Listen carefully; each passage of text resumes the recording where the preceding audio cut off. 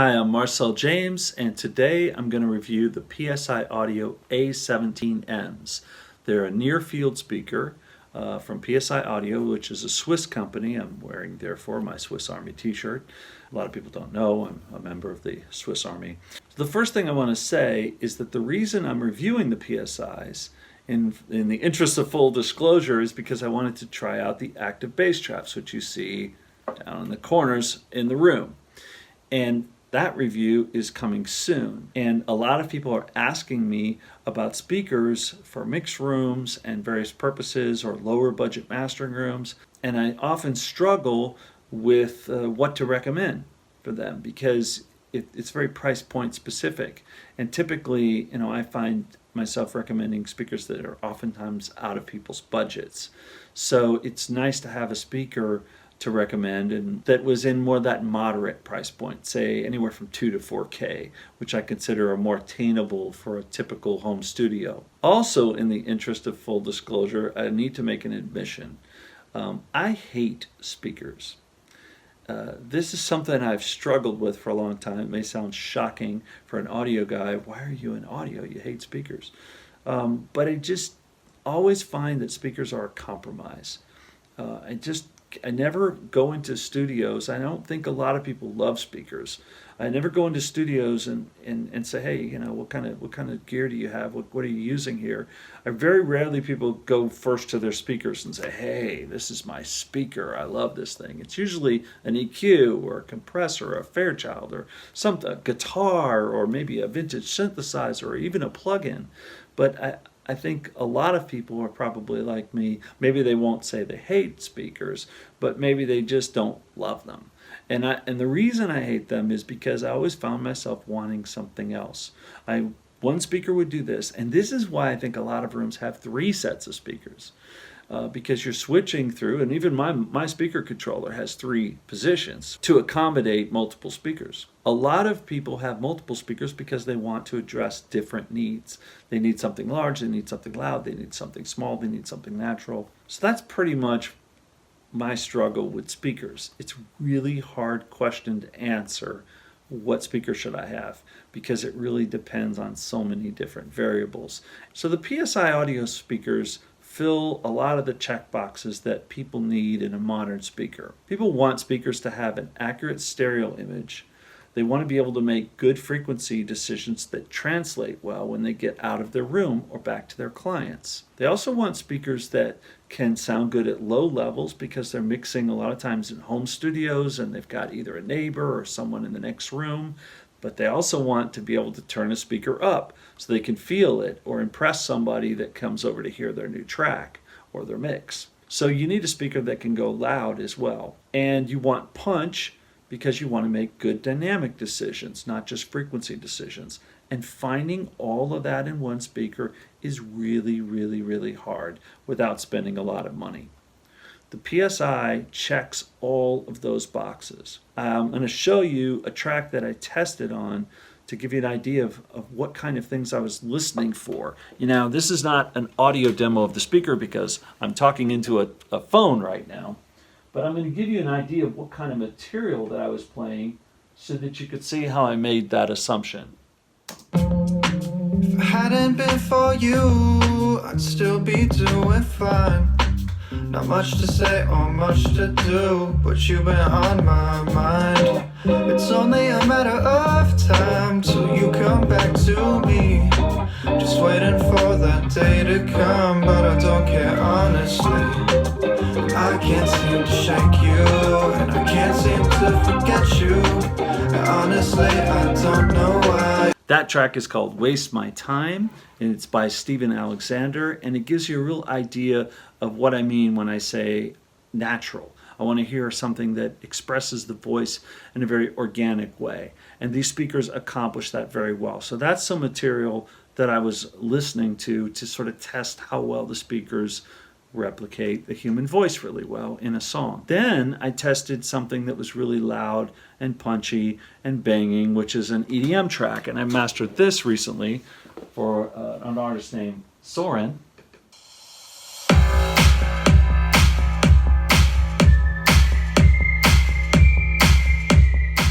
I'm even getting some of that sub rumble coming through as well. These speakers can do EDM, which is on the other side of the spectrum as something like Steven's track, which is very organic pop, jazz influence with nice jazz guitar tones in there as well, to a banging kick drum with some low-end sub information doubled over it as well. When you think about it, that covers a lot of territory. And most speakers, you have to make a choice. You say, oh, you're an acoustic artist, pop artist, you need this speaker. Oh, you're an EDM artist, you need something that can do really, really loud music and really banging.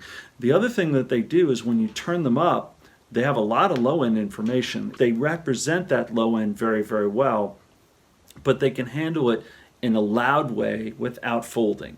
So they sound good low and they sound good loud as well. But I end up liking these speakers so much that I'm questioning my hatred towards speakers in general now.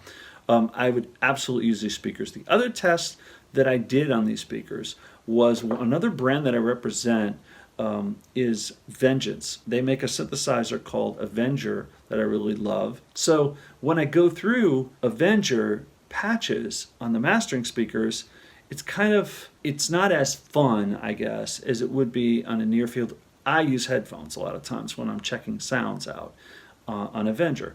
I did that on the PSIs and had way more fun than I usually have with the mastering speakers. So even though the mastering speakers can help me make decisions of where to put a synth in the mix, in the context of a mix or a master, the PSIs make it truly fun picking one sound over another, or picking one filter over another, or one oscillator over another. It was a lot more fun. Maybe not as clinical as the mastering speaker, and these are not cold clinical sounding mastering speakers by any stretch, but certainly more clinical than a near field monitor, near field two-way monitor. So they're fun to work with, and that was another battery of tests that I did with these. And then the third test that I did with the PSIs, with the 17s, was to actually work on something. I listen to the earbuds a lot, test tracks out, like usually with fresh ears, either later that night after working on a key track for somebody. A lot of times it's like the first song on an album of songs. I really want to make sure we nail that first one so that I have something to match to and work from. And I like to pull out the earbuds and listen to those, in the ears. And I heard a song that I was working on where I had done a couple mid-range cuts. I had done something around 1700, kind of broad cuts. We're not talking about notch filters because I've talked about that before, that I try to avoid those when mastering. But just general normal cuts where I'm pulling something down a little bit and shaping that tilt of a master. And then I'd also agreed upon to do a cut for the mix engineer around 3800. But what that did is leave the vocal a little bit subdued. So I needed to go back and make a mid-range boost, a more rounder boost, to kind of compensate for those cuts. So I decided to check them on the PSIs instead of the mastering speakers first. And there are three things that I have to make decisions, specific decisions, and they need to be right, which is which frequency to boost, how much to boost it, and how wide that curve's going to be, or the Q. And I made a decision pretty quickly, very quickly, with the PSIs, and then I checked my work with the mastering speaker and even back on the earbuds as well, where I noticed that the vocal was just not as round as I needed it to be, and it was spot on. As a matter of fact, I thought on the Lipinskis for a moment, I thought I might have gone too far, but then I started to scale it back a little bit, ended up going right back to what I'd done on the PSIs. So a few things about PSI, and I'll get to my tech notes and my conclusions. They're made in Switzerland, and these products really do live up to that reputation of Swiss quality. Rowan is a hi-fi speaker. They make speakers. It's a hi-fi brand, hi-fi audio brand. They make speakers, preamps, and other equipment for the home high-end. So this company has engineering that spreads beyond just speakers. They also designed and built years ago for Studer. They built a line of speakers for Studer. So again, a very high-end reputation. They manufacture the Ava active bass traps, which is another review I'm working on that's going to post soon or is already posted depending on when you're watching this. I love those bass traps, so it really speaks to the engineering behind the PSI audio brand. Their speakers are popular in the broadcast and classical markets, but they're also very modern sounding. It really has more to do with targeting and marketing than where they apply. They manufacture an A25, which is a three-way version, a larger speaker. It's interesting because that is a mastering speaker. So again, yet another market that they reach into. They have a track record. In fact, they've been building speakers for 40 years. So just because you may not have heard of the brand doesn't mean that they're not a well-established. They are clearly a well-established brand. Their website is psiaudio.swiss.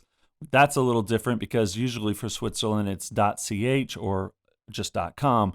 So look for them there at that website. So here are some tech notes about the A17-M. It's the second smallest PSI speaker. They make a 14, a 17, a 21, a 25, which I mentioned is the three-way. They also have the A225 sub, which can be paired with any of those speakers.